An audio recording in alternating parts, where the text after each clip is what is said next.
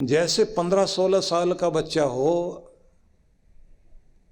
तो वो तपस्या के लिए बैठ जाए, वन की तरफ चला जाए, और ऐसे करते करते 3 बेटे ऐसे ही वन में चले गए। आखिर में राजा ने हाथ जोड़े और कहा, एक तो कम से कम ऐसा हो जो हमारे राजपाट को चलाए। उन्होंने कहा, ठीक है, अब सारी किताबें बदल देते हैं, विचार बदल देते हैं, दुनिया बदल देते हैं। अब योद्धाओं की कहानियाँ, वीरों का इतिहास, बलिदानियों की कहानियाँ, वो सब वही गीत, और साथ साथ में परेड देखना, योद्धाओं के अस्त्र शस्त्र संचालन को जाकर देखना, वो सब करना शुरू किया। और जब संतान हुई तो वो एक महान राजा हुआ। उसके बाद ऐसा योद्धा जिसकी वीरता की बहुत दूर दूर तक चर्चा थी। अब ये सब क्या है कि हमारे ऊपर हमारे संस्कार, क्योंकि आज ये कहा जाता है कि 7 साल की उम्र तक आप 80% जिंदगी की चीजें सीख लेते हैं। 7 साल तक की उम्र तक। और जो आपके मस्तिष्क का विकास होता रहता है, मस्तिष्क के विकास ज़्यादातर कुछ लोगों का तो 7 साल में रुक जाता है, कुछ लोगों का 14 साल तक जाके रुकता है। कुछ लोग 80 साल की उम्र तक पहुंचने के बाद भी उनका दिमाग वही 5-7 साल वाला ही होता है। आजकल इस पर बड़ा काम होता है, आईक्यू लेवल को चेक किया जाता है ना। एक लड़की जो इंग्लैंड में थी जिसका आईक्यू लेवल जो है 160 था, उसको आइंस्टाइन के बराबर माना गया। विषय न बदले, मैं फिर आपको वहीं लेकर चलता हूं कि आपके मस्तिष्क का नवीनीकरण करने वाले लोग हों, आपको दिशा देने वाले लोग हों, आपकी जिंदगी उत्कृष्ट हो जाती है, महान हो जाती है। इसलिए आपका मुख किधर होना चाहिए? कहते हैं गुरुमुख होना चाहिए, गुरु की ओर मुख रहे। दुनिया के सारे पेड़ पौधों का मुख सूरज की ओर है। सूरज की तरफ मुख होने से वो ऊर्जा उधर से ले रहे हैं, सारे पत्ते उधर की तरफ, सारे फूल उधर की तरफ अपना मुख किए हुए हैं। और एक सूरजमुखी तो ऐसा अद्भुत है, वो तो उसका तो फोकस इतना अद्भुत है, वो सूरज की तरफ घूमता रहता है। और जब सूरज विदाई लेता है शाम को, पश्चिम की तरफ मुंह करके ये देखता रहता है वहीं। और जैसे रात हो जाए मुड़ के फिर उधर ही मुंह कर लेगा जिधर से सूरज उगना। पूरब में सुबह सुबह देखें, उधर मुंह करके खड़ा हुआ। जितने रात्रि में खिलने वाले फूल हैं वो चंद्रमा की तरफ देखते हैं, इसलिए वो सब चंद्रमुख हो जाते हैं। और चंद्रमा जैसे ही उनका कलर भी हो जाता है। और ये चांद जैसा कलर जो उनका आ जाता है, जैसे हार श्रृंगार है, जैसे कुमुदनी है, जैसे चमेली है, रात की रानी है, इनको आप देखोगे तो सुगंध वाले फूल हैं ये, और इनका कलर भी वही है। अपने यहाँ तो उपमा चलती ना, चंद्रमुखी होना, चंद्रमुख होना। तो कलाएं जो है जीवन की 16 कलाएं जो हैं चंद्रमा से आती हैं। वैसे मजाक चलता है कि शादी हो जाए तो पत्नी को शुरुआत में जो है चंद्रमुखी समझता है, थोड़े टाइम के बाद 2 साल बाद वो सूरजमुखी हो जाती है। और उसके बाद में फिर तू मुझसे दुखी मैं तुझसे दुखी, फिर पता नहीं कौन सी ज्वालामुखी हो जाती है। तो ये सिर्फ पत्नियां होती है ऐसे नहीं, पति भी होते हैं, क्योंकि एक तरफा कहानी कहने से कोई फायदा नहीं है। पति भी जो है कब वो चंद्रमुख है और कब जो है वो सूरजमुखी वाला बन गया और कब ज्वालामुखी या ज्वाला प्रसाद बन गया। बातें तो सबकी बराबर ही है ना, पर ज्यादातर पुरुषों ने महिलाओं के लिए हंसने की बातें बना रखी हैं। उनको मजा आता है ना ये कहने में। फिर मैं आपको वहीं लेकर चलता हूं कि जब आपका ध्यान उधर की तरफ है जिससे आप प्रेरणा लेते हैं, तो ध्यान रख लीजिए कि उस समय फिर आप खिलते हैं। और अगर आप उनके साथ बैठने लग जाते हैं जो जिंदगी में फेल हैं और आपको भी फेल करना चाहते हैं, तो फिर आपकी जिंदगी कोई कीमती नहीं बनेगी। उनकी सलाह कभी मत लेना जो खुद अपनी जिंदगी में फेल रहे हो। और अगर उनसे प्रेरणा लेनी हो तो उल्टी प्रेरणा लो कि ये जिस तरह से फेल हुआ इसकी कहानी सुनो, ऐसी चीज हमने नहीं दोहरानी। अरस्तु जो थे ना, सिकंदर के जो गुरु थे अरिस्टोटल, वो यही कहते थे। जब उनसे पूछा किसी ने, आप इतने बुद्धिमान कैसे हुए? बोले मूर्खों के कारण। कैसे? बोले देखता रहता हूँ, जितने मूर्ख मिलते हैं तो मैं उनको पहचानता हूँ। उसके बाद क्योंकि माथे पे तो लिखा नहीं होता किसी के कि ये असली वाला है या नकली वाला है, तो मैं उनको देख करके ये समझने की कोशिश करता हूँ कि ये मूर्ख क्यों है। और कमाल ये होता है कि आपके पास अपना आई कार्ड हो ना हो, लेकिन हरकतें बता देती ना, परिचय अपने आप बताता है। अब आप पागलों की या दुनिया में फेल लोग जो हैं उनको देख देख करके ये तो समझ ही सकते हैं कि अगर इनके अंदर ये फेलियर आया ऐसे करने से, तो ये मुझे नहीं चाहिए, मुझे इससे उल्टा चलना है। अपने को फेल नहीं होने देना। या तो ऐसे लोगों के साथ बैठो ही नहीं, और अगर बैठते हो तो उनके फेलियर को ये जरूर देख लो कि ये मेरी ज़िंदगी में नहीं आना चाहिए, क्योंकि मैं इसका हिस्सा नहीं बनना चाहता, भीड़ का हिस्सा नहीं बनना चाहता। मुझे अपनी ज़िंदगी को बहुत ऊंचा लेकर जाना है, और जिसने ये सोच लिया वो ऊंचा जाएगा ही जाएगा, वो आगे बढ़ेगा ही बढ़ेगा। तो इसलिए ये कहा गया है कि आप, जब कृष्ण ये कहते हैं अपने मन को मुझे दो, तो आपकी विचारधारा भगवान की विचारधारा हो जाए। मेरा निवेदन यह है कि सबके पास में एक अच्छी पुस्तक होनी चाहिए जिसे आप रोज पढ़ सकें। मुझे अच्छा लगता है, हम लोगों ने लगभग आज से 20-25 वर्ष तो हो ही गए होंगे जब पहली बार मैंने गीता पर 80 दिन एक जगह बैठकर प्रवचन किए थे। वो पुस्तक जो आई तो उसी समय की वो गीता छपी हुई है, आप लोग पढ़ते हैं। कल भी कोई सज्जन मुझे मिले थे कि मैं उसको पढ़ता हूँ और मुझे नई प्रेरणाएं मिलती हैं। वो प्रेरणा मेरी वजह से नहीं मिलती, मैंने तो केवल कोशिश ये की है कि जो भगवान श्री कृष्ण ने कहा उस पर मैं भी 2 फूल चढ़ा सकूं। वो फूल चढ़ाने की मैंने कोशिश की है, और अगर वो किसी को अच्छा लगकर उसकी ज़िंदगी में कोई फूल खिला है तो मैं समझता हूँ मेरा कार्य सफल हो गया। गीता पर इतने वर्षों से हम कह रहे हैं, लेकिन हर बार लगता है कि हर श्लोक नया है, वही का वही है तो वही, लेकिन हर बार जब आप नए ढंग से देखोगे तो उसमें कुछ अलग तरह दिखाई देता है।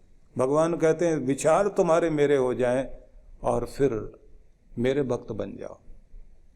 मेरे भक्त बनने का मतलब है कि तुम्हारी भक्ति, तुम्हारे मस्तिष्क की धाराएं, हृदय की धाराएं मेरी तरफ बहने लग जाएं, भावनाएं मेरी तरफ आ जाएं।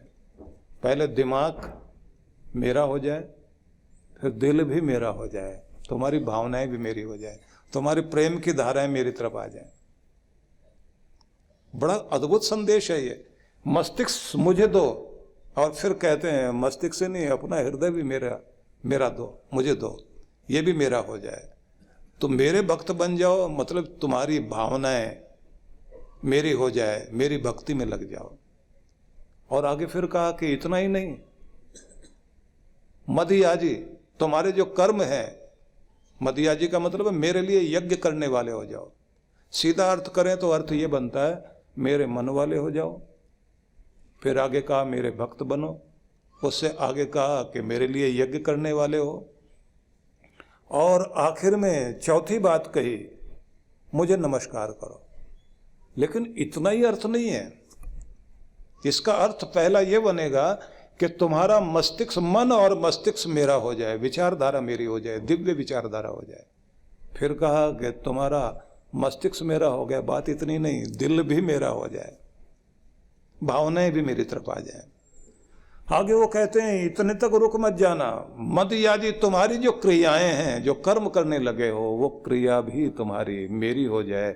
मुझे ध्यान में रख कर के तुम्हारे कर्म होने लग जाए, तो फिर क्या होगा कि फिर एक और चीज होगी, तुम्हारे अंदर का अहम जो तुम अपना परिचय करते हो कि मैं ये, वो भी मेरी तरफ झुके और तुम्हारे प्रणाम भी मेरी तरफ लौटाएं। फिर क्या होगा?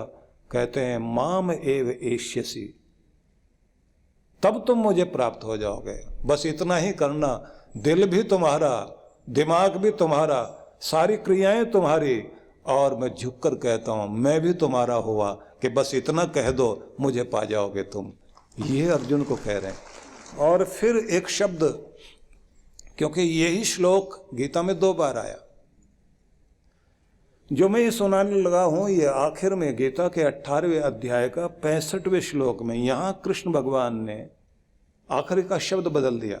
सत्यम ते प्रतिजाने प्रियोसी में, मैं सच कह रहा हूं, मतलब वचन दे रहा हूं तुम्हें कि तू मेरा प्यारा है, मुझे पा जाएगा, क्योंकि इसी तरह से तू मेरा प्यारा बनेगा और मुझे पाएगा।